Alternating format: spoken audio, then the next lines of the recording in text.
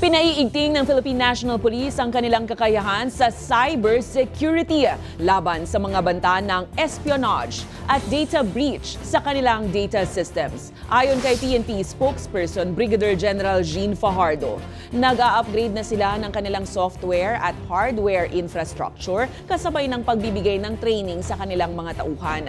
Nakapagtayo na ang PNP ng Cyber Security Operations Center para protektahan ang mga sistema nito at agarang tugunan ang mga banta. Bahagi rin ng mas mahigpit na seguridad ng PNP ang mahigpit na protocol sa police camps, kabilang ang identification checks, verification process at 24/7 monitoring.